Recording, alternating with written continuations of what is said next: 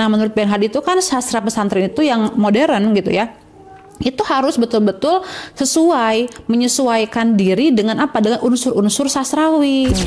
Dulu kalau zaman dulu ketika yang zaman Hamzah Fansuri, kemudian yang Kunto Wijoyo dan lain-lain itu kan tema ceritanya ataupun substansi cerita itu kan lebih berfokus pada dimensi spiritual dan sufistik itu kan.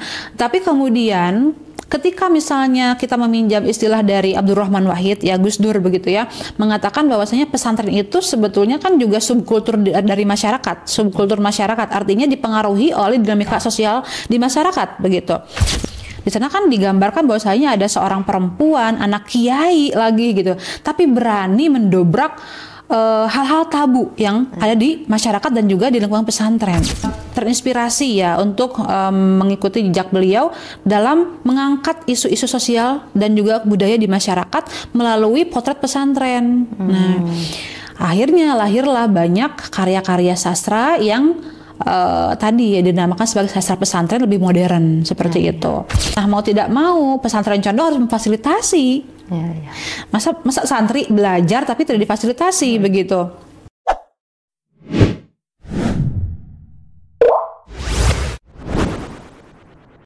Assalamualaikum warahmatullahi wabarakatuh. Alhamdulillahirabbil alamin wa bihi nasta'in wa ala umuri dunya waddin. Wassalatu wassalamu ala asyrafil anbiya'i wal mursalin wa ala alihi wa sahbihi ajma'in. Amma ba'du. Halo Sobat Condong, kembali lagi di Condong Podcast bersama saya Syifa Fuadiyah Nur Salimah. Di episode ke-8 ini kita akan membahas tema yang sangat menarik dan dekat dengan kehidupan santri, yaitu sastra pesantren dulu dan kini. Kita akan melihat bagaimana sastra berkembang di lingkungan pesantren dari naldom dan syair yang selalu dibacakan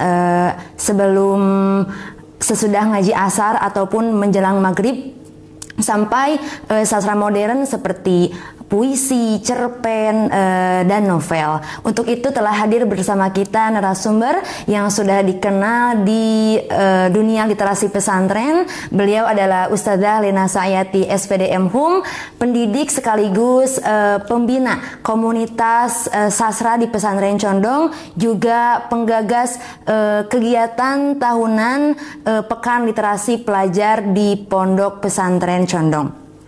Langsung saja ya Ustadzah, mulai dari dulu ya Ustadzah. Dulu bentuk sastra pesantren yang paling dominan itu adalah naldom dan syair. Nah, biasanya dibacakan setelah ngaji asar atau menjelang maghrib ya gitu Ustadzah. Nah, apakah Condong masih mempertahankan tradisi ini? Dan apa makna mendalam dari naldom itu sendiri bagi kehidupan santri? Iya. Baik, terima kasih ya Syifa ya jawabannya. Jadi begini, untuk membahas sastra pesantren gitu ya, yang tadi Syifa sebutkan itu contohnya seperti nadom, syair dan lain-lain, itu sebetulnya kita harus berangkat dari definisi sastra pesantren itu sendiri. Nah, begitu ya. Nah, dalam Khazanah Kesusastraan Indonesia itu, setiap karya sastra yang lahir pada zaman-zaman tertentu itu biasanya punya karakteristik yang berbeda dan juga punya corak khas begitu. Dan itu biasanya ya untuk melegitimasi setiap karya sastra dengan kategorisasi masing-masing untuk memberikan istilah ataupun definisi ya pada kategori karya-karya tersebut. Itu perlu pembahasan ataupun perlu kajian yang komprehensif. Biasanya itu oleh para akademisi itu ya dikaji lebih dalam begitu ya, termasuk sastra pesantren ini sendiri. Nah, Ustadzah tuh kan waktu S2 itu di kampus sempat membahas juga ya terkait periodisasi sastra Indonesia, yang salah satunya juga membahas adanya yang bernama sastra Islam gitu ya. Dalam Khazanah Kesusastraan Indonesia itu ada namanya sastra Islam. Ini sempat alot ya pembahasannya itu. Karena apa? Kenapa? Karena ada jenis sastra lain yang mirip-mirip begitu. Ada sastra Islam, ada sastra Islami, tapi juga kemudian ada sastra pesantren. Nah, jadi sebetulnya ada keterkaitan di antara sastra Islam dengan sastra pesantren ini. Kalau misalnya kita melihat secara kronologis sejarahnya begitu ya, seperti yang tadi Syifa sebutkan, nadom, syair, ataupun dan lain sebagainya ya, yang termasuk tradisi lisan begitu, itu kan awal mulanya itu berakar dari adanya sastra Islam. Yang kayak gimana sih sastra Islam itu gitu. Nah, para akademisi itu mengatakan bahwasanya sastra Islam ini sebetulnya memang dipengaruhi oleh adanya sastra Arab yang lahir sudah sejak lama tentunya begitu ya. Awalnya memang sastra Arab, tapi kemudian kan diresepsi ke dalam sastra Melayu, lalu sastra Indonesia begitu ya. Dan memang bentuknya ada yang lisan, ada yang tertulis, ada yang tulis begitu. Nah, lalu kemudian dari segi bentuknya ataupun dari segi substansinya ya, itu lebih fokus pada dimensi spiritual dan juga sufistik. Nah, maka memang waktu itu zaman dulu kita mengenal juga sampai sekarang ya, sering kita nadom, sering kita lantunkan begitu, ada namanya qasidah Barzanji gitu ya, ada debaan, lalu kemudian misalnya ada wirid-wirid. Kalau santri condong itu kan biasanya juga setelah sholat ya, setelah wirid suka melantunkan Asmaul Husna begitu ya, yang ya bagaimana Asmaul Husna yang awalnya itu seperti ini loh. Nas'aluka ya man huwallahul ladzi. Nah itu ya yang seperti itu kan, lalu dibacakan nama-nama yang baik dari Allah Subhanahu wa taala. Nah, seperti itu yang merupakan tradisi lisan seperti itu kan memang awal mulanya itu ya dibawa oleh bangsa-bangsa Arab ya, dengan sastra Arabnya. Nah, tapi kemudian kan yang namanya sastra itu berkembang, sastra Islam ini berkembang. Dari kemudian yang tadi ya, yang contohnya tradisi lisan, yang nadom juga syair. Mungkin Syifa juga mengenal ya ketika di SD suka sekolah agama nggak dulu? Suka, alhamdulillah. Tapi ada nggak nadom-nadom yang Sunda yang sering kali diajarkan sama guru? Ada. Contohnya seperti yang seperti apa? Gusti Urang Sadayana. Nah, yang kayak gitu-gitu kan. Itu sebetulnya perkembangan juga gitu ya. Kan dulu aksaranya Arab begitu ya, tapi kemudian diresepsi menjadi Melayu, menjadi Indonesia, bahkan Sunda begitu ya, seperti itu. Nah, tapi kemudian juga dari tradisi lisan ini ada juga yang berbentuk tulis ya, ada juga yang berbentuk tulis. Nah, tapi kemudian ini bersinggungan juga dengan sastra ini sebagai media ataupun alat untuk dakwah gitu ya. Ada misinya gitu, sastra ini untuk apa? Kenapa dinamakan sastra Islam? Selain karena bentuknya tadi yang berfokus pada dimensi spiritual dan juga sufistik, dia juga dijadikan sebagai alat ataupun media untuk berdakwah. Nah, kita lihat nih contohnya misalnya Wali Songo ya. Wali Songo itu kan di Indonesia itu kemudian menyebarkan ajaran agama Islam melalui pesantren misalnya ya, di pesantren itu melalui sastra seperti ini gitu ya. Dan contohnya banyak, contohnya misalnya melalui tembang-tembang Jawa gitu kan, ataupun misalnya di Minangkabau juga ada tembang-tembang Minangkabau gitu ya. Contohnya misalnya yang terkenal ada tembang Lir Ilir dari Sunan Kalijaga, itu kan istilahnya itu disebarkan melalui pesantren. Nah yang kemudian sastra seperti ini yang berbentuk tembang-tembang seperti ini yang dibawa oleh Wali Songo ke pesantren, kemudian diajarkan dan juga dilantunkan, inilah yang kemudian menjadi cikal bakal dari adanya sastra pesantren itu sendiri. Nah, dulu itu saudara sempat juga membaca tulisan dari karya Ahmad Tohari ya. Ahmad Tohari ini kan merupakan sastrawan. Pernah membaca novel Ronggeng Dukuh Paruk tidak? Belum pernah ya. Belum. Nah, Ahmad Tohari ini selain sastrawan kan beliau juga orang pesantren ya, anak kiai gitu kan, paham betul lah mengenai dunia pesantren. Beliau pernah membuat tulisan yang berjudul Sastra Pesantren, Sastra Dakwah. Nah, menurut pemahaman beliau ini gitu kan, sastra pesantren ini diciptakan oleh orang-orang pesantren. Tapi memang definisi sastra pesantren ini yang seperti itu juga masih diragukan sih kepastiannya oleh beliau saat menulis tulisan tersebut begitu ya. Cuman beliau tuh menekankan bahwasanya sastra yang masuk sastra pesantren ini itu bentuknya itu adalah ajaran terkait sejarah, hukum, dan juga tasawuf begitu. Dan bentuknya ya seperti tadi, yang bentuknya itu seperti tembang-tembang ya, tembang Jawa, tembang Minangkabau, ya seperti yang tadi yang Sunan Kalijaga Lir-Ilir itu gitu kan. Nah, maka di sini bisa kita lihat bahwasanya sebetulnya sastra pesantren ini awal mulanya landasan itu dari sastra Islam itu sendiri gitu. Meskipun memang penggunaan istilah operasional si sastra pesantren ini juga masih diperdebatkan ya pada saat itu begitu ya. Sebelum pada akhirnya sekarang kita mungkin sudah punya sosok idealnya ataupun sudah punya bentuk-bentuk idealnya dari berbagai macam kajian gitu ya. Nanti mungkin kita akan bahas lebih lanjut gitu. Cuma kan kita kembali lagi ke tadi ya, ke tradisi lisan yang berbentuk nadom atau syair itu.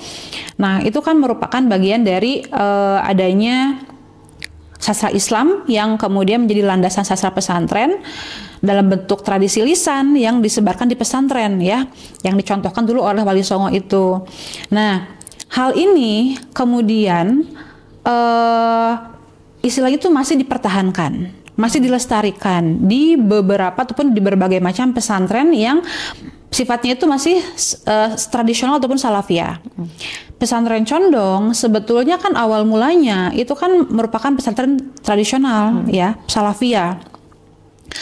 Meskipun pada tahun 2001 pesantren Condong itu menyelenggarakan lembaga pendidikan formal SMP pada saat itu begitu ya, dan sekarang sudah ada SMA bahkan perguruan tinggi, tapi tidak lantas membuat pesantren Condong itu apa istilahnya itu ya, meninggalkan tradisi-tradisi lamanya. Masih ada hal yang dipertahankan dan akan terus ada seperti itu. Kenapa? Karena itu merupakan identitas awal dari lembaga pesantren pesantren Condong ini. Nah, kita tahu ya bahwasanya dalam ilmu budaya begitu ya, yang namanya tradisi adat istiadat gitu kan, budaya ini merupakan warisan yang sangat berharga meskipun non materi gitu ya. Tapi ini merupakan warisan yang sangat berharga yang perlu kita jaga sampai kapanpun. Begitu pula dengan pesantren Condong. Mengapa? Karena secara tidak langsung yang namanya kultur, yang namanya tradisi, budaya itu akan menjadi sebuah identitas. Dan identitas yang kuat itu biasanya akan menghasilkan sebuah value, nilai. Nah, pesantren Condong ini sekarang misalnya sudah punya 3 kurikulum gitu ya. Ada Gontor, ada Salafiyah, kemudian juga ada Diknas begitu.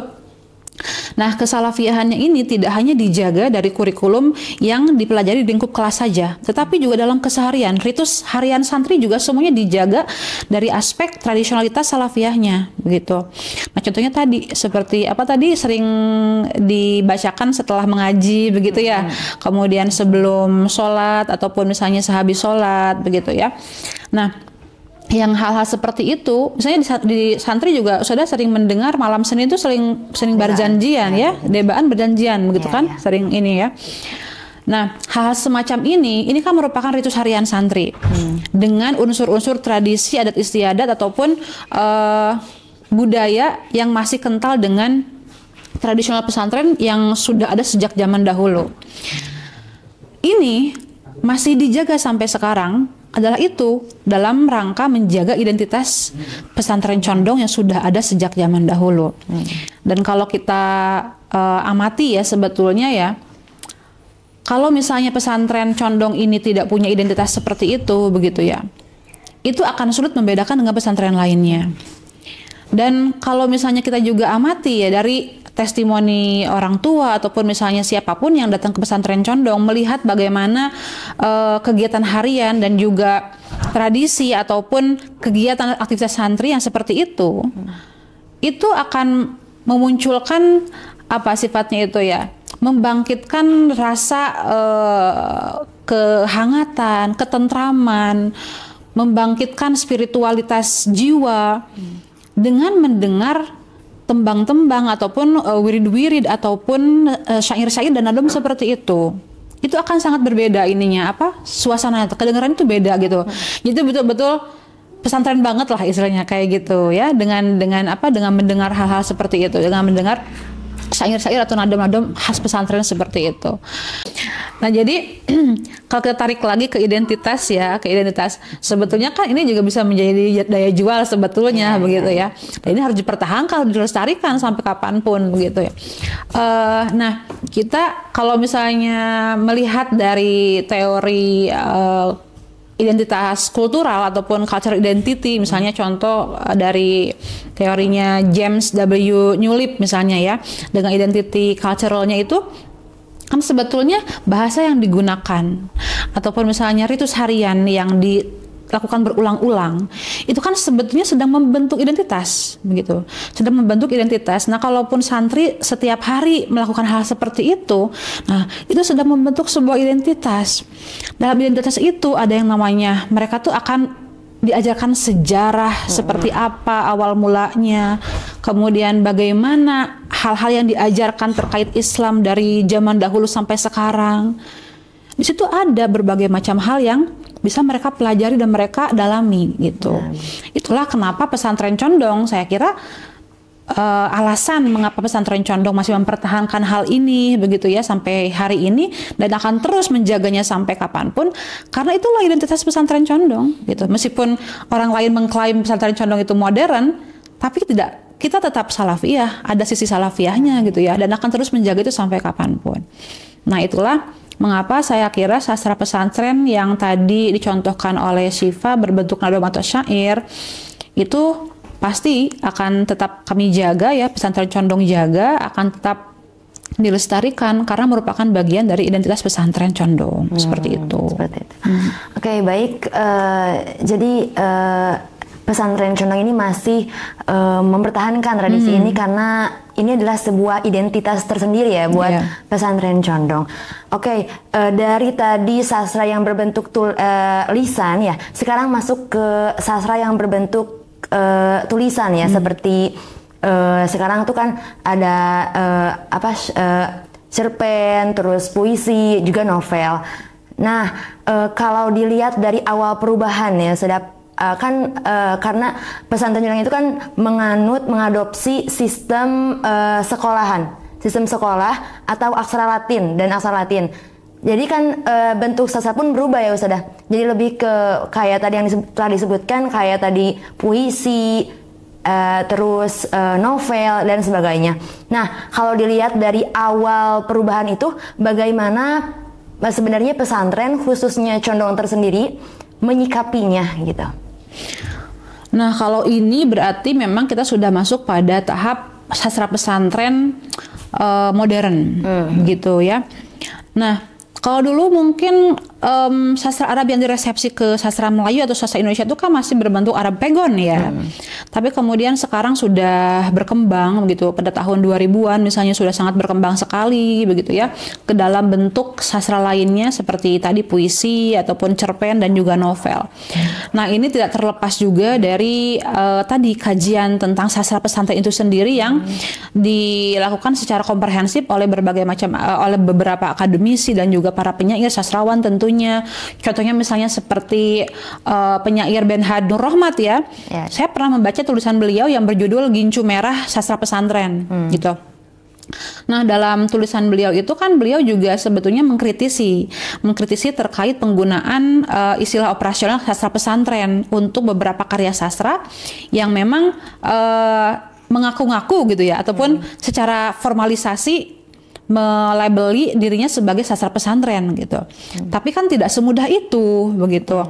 Nah, kalau misalnya dulu pada tahun 70-an si sastra Islam ini juga sempat diramaikan oleh karya-karya yang sudah modern seperti tadi bentuknya novel, puisi dan juga cerpen dari para sastrawan Indonesia begitu, dengan bentuk yang lebih modern tadi, tapi masih mempertahankan dimensi spiritualitas berbentuk sufi ataupun tasawuf ya, dengan tema-tema sufistik dan juga tasawuf, seperti misalnya karya-karya Hamzah Fansuri ataupun misalnya Sutarji Kalzum Bahri, Kunto Wijoyo begitu. Nah, itu kan tahun 70-an ya, udah sangat lama sekali. Nah, tapi kan kemudian makin kesini banyak juga bermunculan sastra-sastra yang memang bernafaskan Islam, tapi lebih spesifik mengangkat isu-isu ataupun dinamika kehidupan di pesantren. Nah, tapi kemudian Benhad Nur Rahmat ini kan mengkritisi bahwasanya sastra pesantren itu tidak hanya sebatas tema tentang pesantren saja. Artinya bukan karena karya kamu itu tentang menceritakan tentang kehidupan santri ataupun kehidupan tentang anak kiai atau tentang kehidupan sehari-hari di pesantren, bukan berarti karya kamu itu sastra pesantren, bukan begitu. Nah, menurut Benhad itu kan sastra pesantren itu yang modern gitu ya, itu harus betul-betul menyesuaikan diri dengan apa, dengan unsur-unsur sastrawi. Nah, jadi bukan hanya temanya yang pesantren, tetapi gaya bahasa yang digunakan oleh penulis juga harus betul-betul sesuai dengan karakteristik sastra, unsur-unsur sastra. Seperti itu. Nah, maka kalau misalnya Benhad itu sempat juga mencontohkan pada tahun, Benhad maksudnya, di dalam kesusastraan Indonesia itu kan sastra pesantren itu ketika era tahun 2000-an sempat istilahnya itu diinisiasi ya, ataupun sempat booming gitu ya, dan dipopulerkan itu oleh Abidah El Kholiki dengan novelnya yang berjudul Perempuan Berkalung Sorban. Pernah membaca novelnya? Belum. Tapi pernah dengar? Belum. Oh, masa? Kamu tahun berapa sih lahirnya? 2000-an. Oh, berarti belum lahir ya. Jadi tahun 2000-an itu sempat ada gitu novel yang menggemparkan Indonesia ya. Judulnya itu Perempuan Berkalung Sorban. Saya sempat baca juga ketika SMA gitu ya. Ketika SMA itu. Karya Abidah El Kholiki gitu ya. Nah, dulu kalau zaman dulu ketika yang zaman Hamzah Fansuri, kemudian yang Kunto Wijoyo dan lain-lain itu kan tema ceritanya ataupun substansi cerita itu kan lebih berfokus pada dimensi spiritual dan sufistik itu kan. Tapi kemudian ketika misalnya kita meminjam istilah dari Abdurrahman Wahid ya, Gus Dur begitu ya, mengatakan bahwasanya pesantren itu sebetulnya kan juga subkultur dari masyarakat, subkultur masyarakat, artinya dipengaruhi oleh dinamika sosial di masyarakat begitu. Nah, maka pesantren itu isinya bukan cuma ngaji doang gitu. Pesantren itu isinya bukan hanya wirid aja. Pesantren itu isinya bukan cuma mengajarkan nilai-nilai Islam saja, tetapi juga di sana ada budaya, ada tradisi, apalagi ada hal-hal yang sifatnya itu cerminan dari dinamika kultur dan juga sosial di masyarakat. Nah, maka hal tersebut juga yang dipotret oleh Abidah El Kholiki itu dalam Perempuan Berkalung Sorban. Beliau itu dalam novelnya itu kan tidak lagi berfokus pada dimensi sufistik gitu, melainkan berfokus pada bagaimana budaya pesantren yang betul-betul tradisional dan juga apa istilahnya itu ya, menutup diri dari arus globalisasi dan juga modernisasi gitu. Di sana kan digambarkan bahwasanya ada seorang perempuan, anak kiai lagi gitu, tapi berani mendobrak hal-hal tabu yang ada di masyarakat dan juga di lingkungan pesantren gitu, seperti misalnya kepemimpinan perempuan ya. Terus juga tentang modernisasi dalam karya sastra yang dibaca oleh oleh para santri, perpustakaan, penggunaan alat elektronik seperti komputer dan lain sebagainya. Hal seperti itu yang diangkat gitu kan, dia potret dalam budaya pesantren yang betul-betul masih tradisional.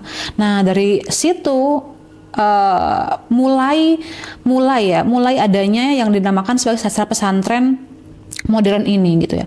Istilahnya titik balik adanya sastra pesantren yang lebih modern ataupun tidak lagi konvensional seperti dulu gitu, dalam bentuk novel yang sudah tidak lagi berfokus pada dimensi spiritual itu ataupun sofistik itu. Nah, sebetulnya kemudian karya beliau ini kan menginspirasi banyak kalangan dari para akademisi, penyair dan juga sastrawan yang kemudian secara sadar mengikuti jejak beliau. Nah, ada komunitas begitu ya, banyak kemudian komunitas ya, terutama komunitas sastra yang kemudian terinspirasi ya untuk mengikuti jejak beliau dalam mengangkat isu-isu sosial dan juga budaya di masyarakat melalui potret pesantren. Nah, akhirnya lahirlah banyak karya-karya sastra yang tadi ya dinamakan sebagai sastra pesantren lebih modern seperti itu. Lalu bagaimana pesantren condong menyikapi hal ini? Nah, pada tahun 2001 begitu ya, 2001 ketika pesantren condong itu membentuk lembaga formal. Dan saya sendiri sebetulnya kan menyaksikan awal mula pesantren condong ketika masa awal karena generasi keempat gitu ya. Angkatan berapa? Angkatan 18. Jauh sekali kan? Ya. Nah, saya itu angkatan keempat, jadi masih mengingat secara sadar begitu ya. Terkait bagaimana pesantren condong itu di awal-awal gitu ya, ketika awal-awal membuka lembaga formal dan seperti apa menyikapi sastra yang modern ini. Jadi sudah ditetapkan bahwasanya ketika membangun lembaga formal pesantren itu punya pesantren condong itu memiliki 3 sintesa kurikulum, Gontor, Salafiyah dan juga Diknas. Nah, Diknas ini kan kalau kita belajar di kelas itu kan secara tidak langsung kita belajar mata pelajaran yang disediakan oleh Diknas seperti misalnya bahasa Indonesia gitu kan. Dalam bahasa Indonesia ini tentunya mau tidak mau kita belajar juga jenis-jenis teks gitu kan. Salah satunya seperti tadi ya sastra gitu. Sastra itu kan dalam bahasa Indonesia misalnya kita belajar prosa gitu ya, novel dan lain sebagainya, ataupun misalnya syair, puisi, sajak dan lain sebagainya yang seperti itu. Nah, mau tidak mau pesantren condong harus memfasilitasi. Masa santri belajar tapi tidak difasilitasi begitu. Nah, oleh karena itu dulu saya masih ingat sekali pesantren condong itu ketika awal-awal saya kesini, Syirka itu menjual buku. Iya, koperasi ya. Syirka itu menjual buku dan setengah dari buku-buku itu juga karya sastra gitu. Ada novel, ada kumpulan cerpen, ada kumpulan puisi gitu. Dan santri itu membaca, membeli dan membacanya. Nah, bisa jadi rujukan untuk pelajaran di kelas dan lain sebagainya seperti itu. Nah, lalu kemudian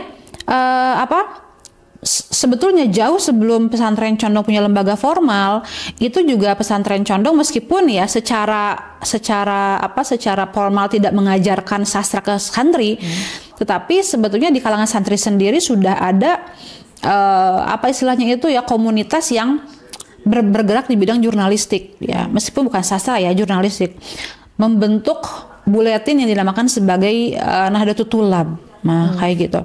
Ini kan sebetulnya sudah menjadi bibit ya, bibit awal gitu kan tentang sastra modern ataupun tulisan literasi ya, literasi yang berbentuk yang isinya itu nantinya juga bisa merujuk ataupun bisa mendekati ke sastra.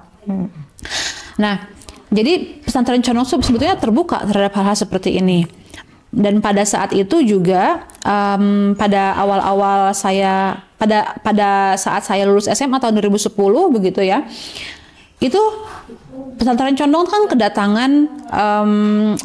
kedatangan komunitas sastra dari Jogja saat itu gitu ya, pusatnya di Jogja. Kemudian menawarkan kepada pesantren kami gitu, ke pesantren condong untuk membuka rayon Tasikmalaya gitu ya, yang pusatnya di pesantren condong.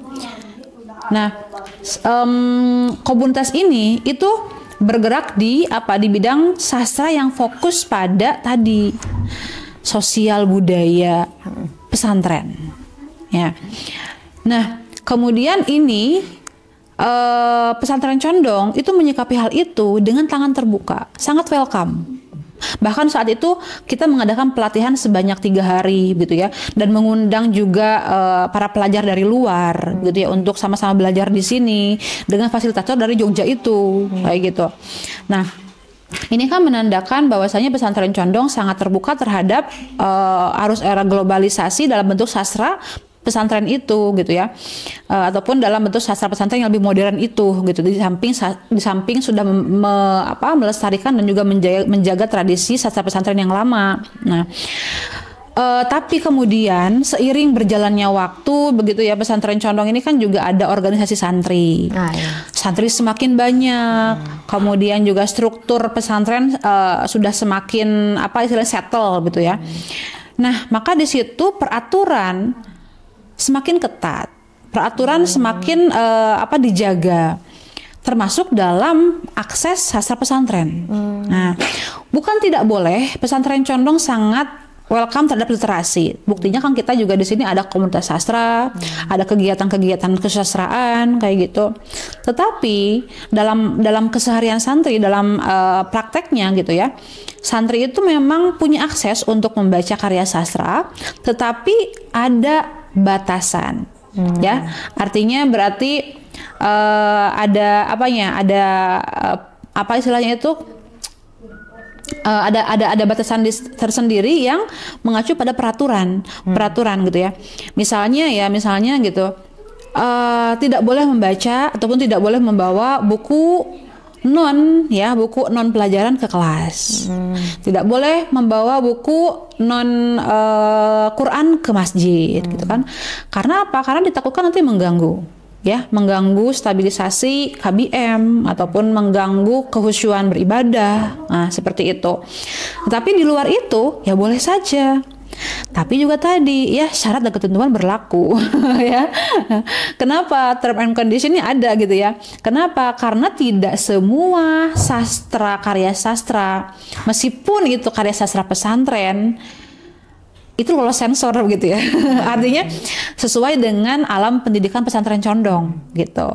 Nah, maka itu disortir gitu. Tidak semua tema-tema bisa masuk, bisa diakses oleh santri. Nah, maka yang tidak sesuai dengan norma-norma itu, ya mohon maaf gitu, pasti akan ada tindakan dari pihak yang berwenang seperti organisasi santri tadi, seperti itu.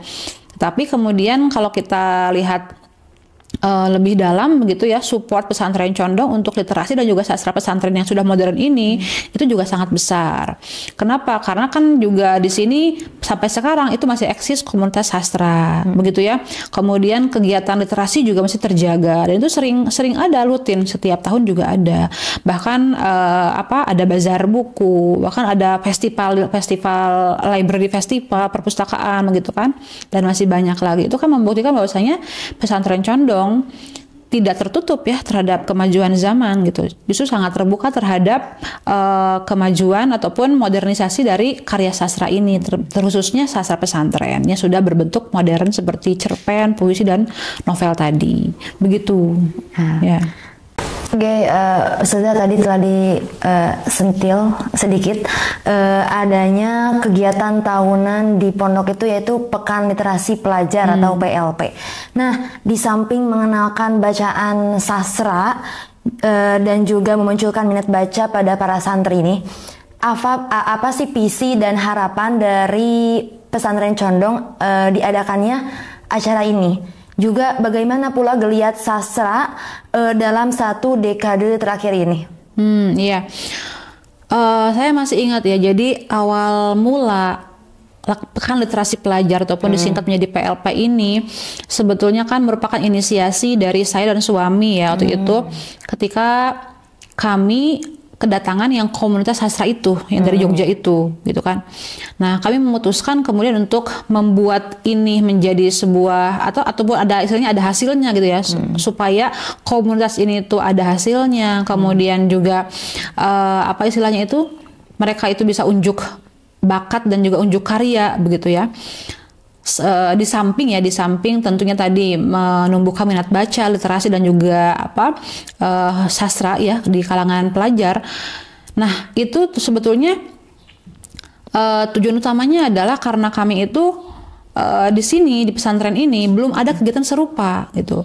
Jadi itu merupakan kegiatan pertama yang berkaitan dengan sastra gitu, terutama ya sastra pesantren tadi itu.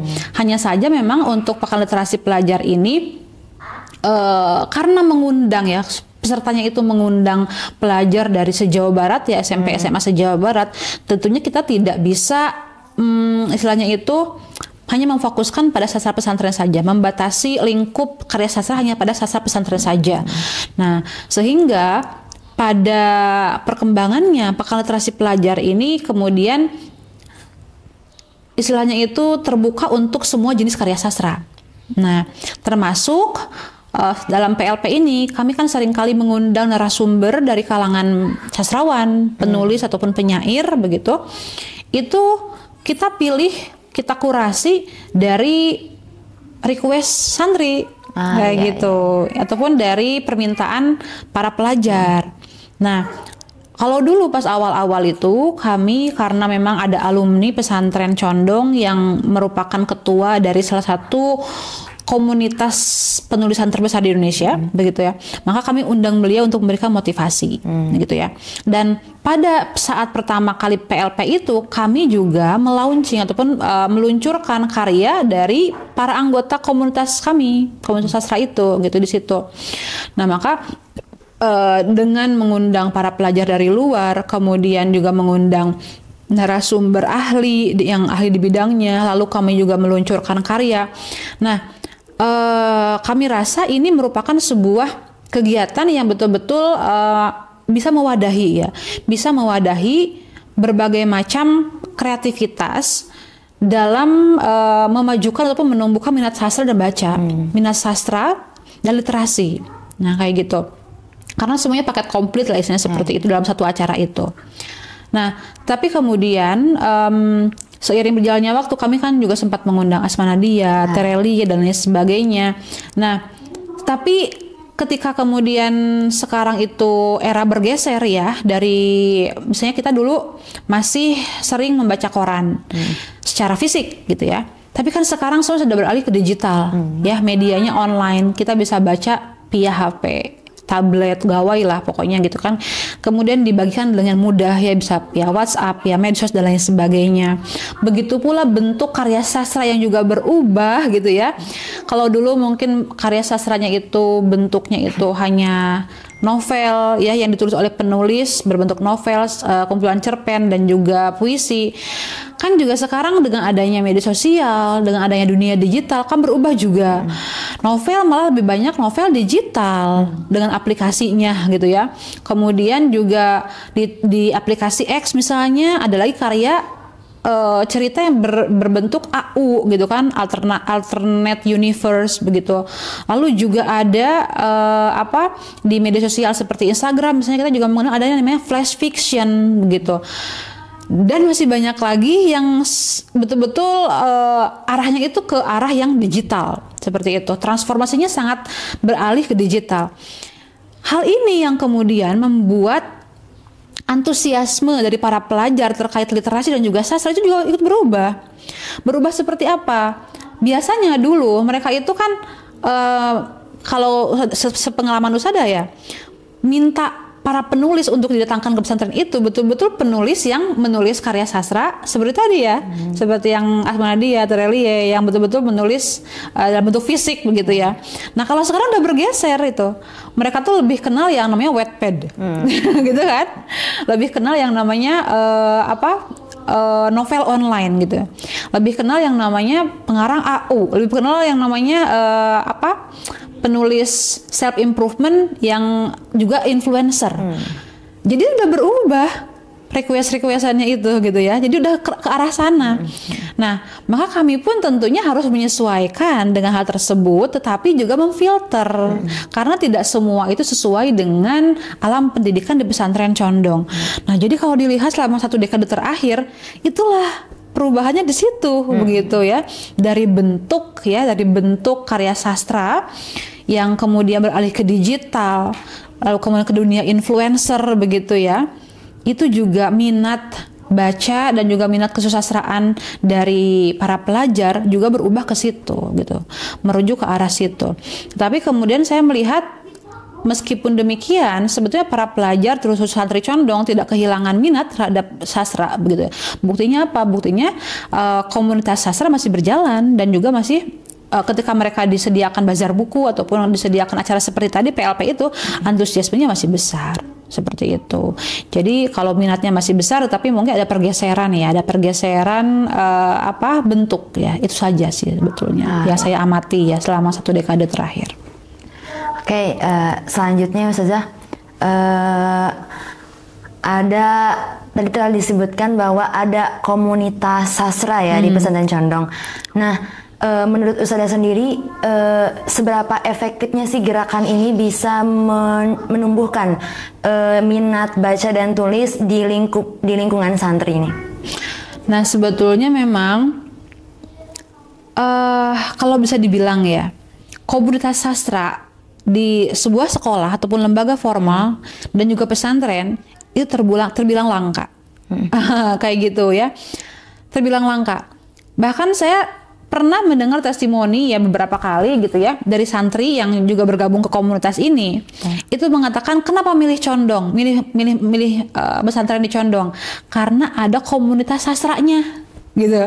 Saya nggak nemu itu di pesantren lain dan saya nggak nemu itu di sekolah lain, katanya begitu. Itu artinya apa?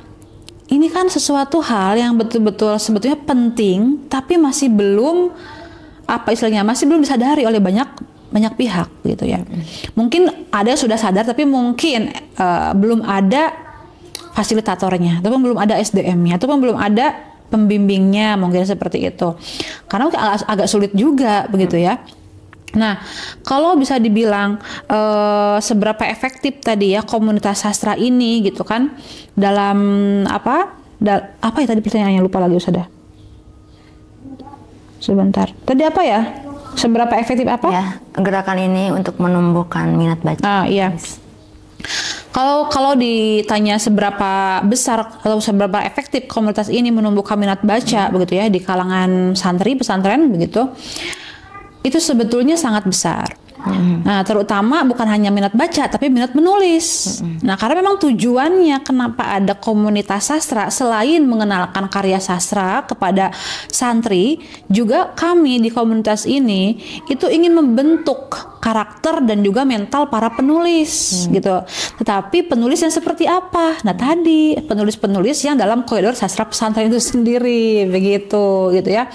Nah, di pesantren ini komunitas sastra ini kan tidak hanya berbentuk komunitas tapi sudah legal menjadi ekskul, begitu ya.